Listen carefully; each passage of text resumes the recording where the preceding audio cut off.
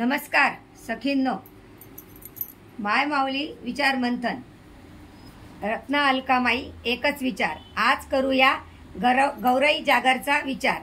आज अक्षय तृतीयेचा दिवस। माझे नाव मालती यशवंत दशपुते, पिंपळनेर। आज मी माझ्या घरी गौराई बसवलेली आहे। गौराईमध्ये सर्व काही मी पूजेचं साहित्य, काही खाद्यपदार्थ, पुरणपोळीचा नैवेद्य, आंब्याचा रस, झुला बांधलेला आहे। झुल्यामध्ये सुद्धा गौराई न बसवता रुक्मिणी झुला खाते आणि पांडुरंग पण तिच्या सोबत बसलेले आहेत। तर पांडुरंगांचं रूप म्हणजे अगदी साक्षात गौराईचंच रूप येते, म्हणून आज आम्ही तिला झुल्यामध्ये विठ्ठल रुक्मिणीला बसवून झुला देत आहोत। तर अतिशय सुंदर असं रमणीय देखावा आहे। त्या देखाव्यामध्ये टरबूज आहे, डांगर आहे, आंबे आहेत, फुलांची आरास केलेली आहे। गौराई मातेला पण फुलांच्या माळांनी सजवलेलं आहे। शेंगा आहेत, कापसाचं वस्त्राने माळ लावलेली आहे, गुलाबाचे फुलं तिच्यावर खोचलेले आहेत आणि मध्ये आहे ते शंकराचं रूप आहे गौराईच्या मध्ये।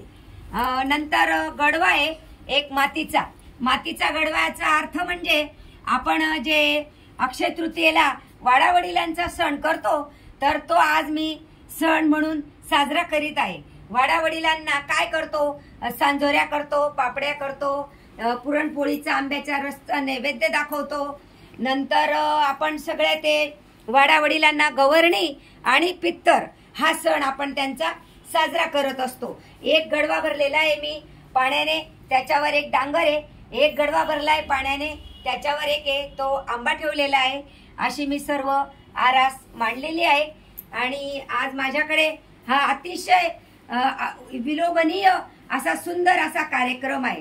आज कैरीच्या पन्याचंही खूप महत्व आहे, तर कैरीचं पण सुद्धा मी आज त्या अक्षय तृतीयेच्या गौराईला नैवेद्यामध्ये ठेवलंय। नंतर वाटलेली आपण डाळ म्हणतो, ती डाळ सुद्धा ठेवलेली आहे। हरभऱ्यांचे चण्याची उसळ ठेवलेली आहे। आंब्याच्या रसाचा पाकातला एक लाडू ठेवलेला आहे।